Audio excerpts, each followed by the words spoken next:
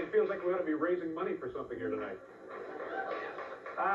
This next gentleman has been a regular on our program for the last 5 years, and the man certainly well deserves the accolades being thrown his way now. He's starring in TV specials, motion pictures, and even his very own tortilla chip commercial, which I know has been a lifelong dream for him and his family.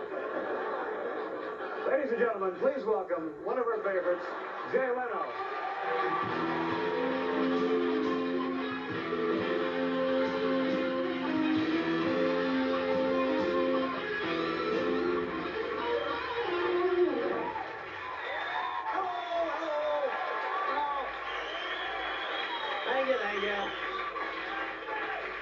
Thank you, sir.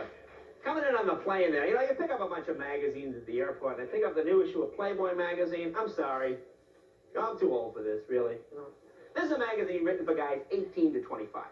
I think once most guys hit 30, you see through the more obvious tricks Playboy uses to keep men interested in the magazine. Like in the front of Playboy, I have this thing where they have pictures of 4 or 5 playmates, and they ask each playmate a question, and of course, each woman answers in her own words.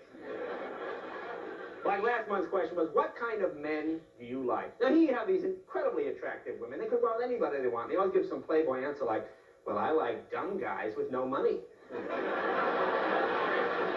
See, my favorite issue of Playboy is the fabulous holiday issue. This is one that has all those great Playboy bachelor gift items, huh?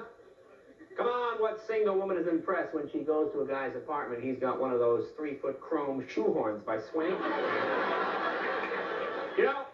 I used to believe this stuff. 19 years old, my freshman year in college. Absolutely true. I sent away $14.95 for the Playboy electric swizzle stick. You know what this is? Electric drink mixer, 2 D-sized batteries, have power on the end. You put it in a woman's drink, free, mix her drink. I figured women would be real impressed with this, I figured I'd walk in a party, women would go, oh, what's that, a Playboy swizzle stick? All right, pal.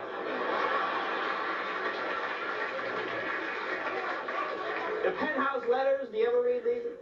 See, the Penthouse letters are based on the assumption that any woman whose car breaks down on a deserted highway in the middle of the night is looking to have sex.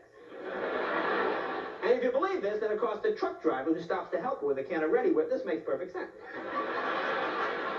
See, my favorite Penthouse letters are the ones written by women, because women didn't write them. Some dork-brained guy wrote this stupid letter. You can tell by the way it's written a woman didn't write it. Your typical Penthouse letters are like, Dear Penthouse, I'm an attractive woman, and then she gives her measurements, as most women do when writing a letter, huh? And should you have pouting breasts or supple buttocks, you want to put that in the letter as well. See, I'm always amazed at how willingly the women in the Penthouse letters are to accept whatever sexual punishment destiny deems necessary. Again, your typical ledge letter is always like, Dear Penthouse, I'm an attractive woman who's an avid feminist and president of my local ERA chapter. Recently, my boss asked me to get him coffee. When I refused, he took me over his knee and gave me a sound spanking. Needless to say, I became his love slave. Needless to say. Pretty common office practice, isn't it? See, Playboy, Penthouse, these are like the pinnacle of men's magazines. I always like to move along that journalistic food chain. You get down to that next level of men's magazine. Not quite as sophisticated. Nugget, Beaver, Jug, Swank, Not as many interviews with Bishop Tutu in these particular magazines. It's interesting. You look at the women in Playboy and Penthouse, and their skin has that luster, that sheen, it glows. You look at these cheap men's magazines, gee, the women have like tire marks across them. One pupil is bigger than the other. And they all seem to have that look on their face like, can I have my money now? Do you have my $100? Actually, my favorite are the macho men's magazines, like Argosy or True Men's Adventure. You ever see True Men's Adventure? They always have depicted on the cover such actual true adventures as U.S. Marines fighting Nazi women in metal bras and panties with machine guns. I think we all remember that battle, huh? Big turning point in the war. A bunch of ragtag Marines against Hitler's elite D-Cup squad. Boy. How about Playgirl? Do many women read this? I tell you, something? I think all men should look at Playgirl at least once, really, because, I don't know, at least I didn't think this, You don't really realize how silly the women in Playboy and Penthouse look to other women until you see these guys in Playgirl, because it really is the same magazine. Same kind of shots. They try to show the men in natural settings. Here's Bob working on his dragster nude. You ever see Bob. You never see Bob bending over that exhaust manifold. Oh, hey. It's another big childless summer for Bob. Hey, thanks. You've been great. Hey. Ladies and gentlemen. We'll be right back.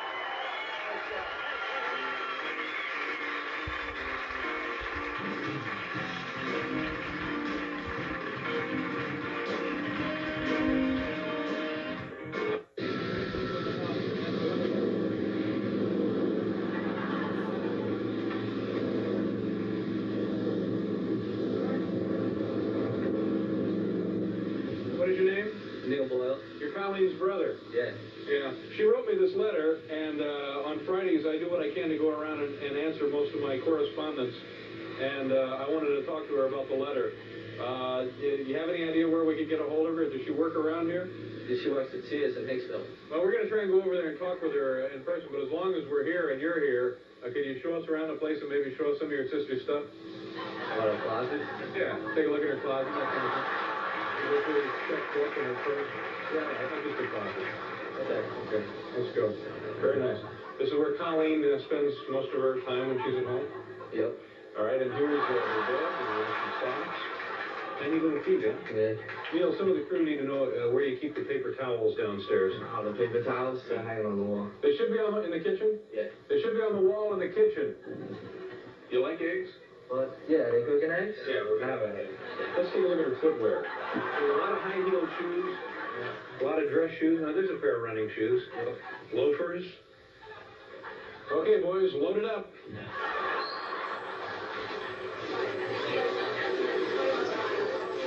This is Sears in Hicksville. Hi. Are you Colleen? Are you Colleen Boyle? Yeah? Did you write this letter, Colleen? So what's the deal with the sneakers? I don't think Bryant would host their shows wearing high top. Colleen, well, Colleen, first, here, we have this little gift for you here. This is for you. This is for the yard. We were over at your house. It's a book. Just a minute here. Now, Colleen, what we wanted to... Well, we wanted to talk to you about this. It says right here, you're concerned about my image. Do me a favor, stop making that annoying noise. Come here. It's the shoes, isn't it? It's these shoes, right? And what would you suggest? Any loafers? Any loafers. Is there a shoe department here? Let's go get some shoes. Excuse me. Do you know anything about jewelry? Just a little. Do you mind taking over for a second? Oh, no problem. Okay, thank you very much. All right, here we go. Wait, what is that noise? What are you doing there? Oh, that's, your brother doesn't laugh like that. Neil doesn't have one of those. You really went to my house. By the way, did we untie Neil? You have a lovely room. You have a nice room. You didn't go to my room. We were in your room. Ask me a question about your room. You didn't go in like and see my... Listen, this guy right here was sitting on your bed. Ooh. Change the sheets. We need a pair of shoes. Let's put that pair of shoes. What do you think? Just find a pair of shoes. Would those be all right here? We'd like a pair of these. Yeah, that's yours. Okay. You want a bag? Yes, please. Put these in a bag. Sure. So you want to go have lunch or anything? Needs a towel. What do you think, Colleen? It's the perfect ending to a perfect day, isn't it? Are you having a nice time? Yeah. The satisfaction of a job well done, right, boys? Yes, Bring me one of them towels, George. Yes, sir. Big thirsty bath towel.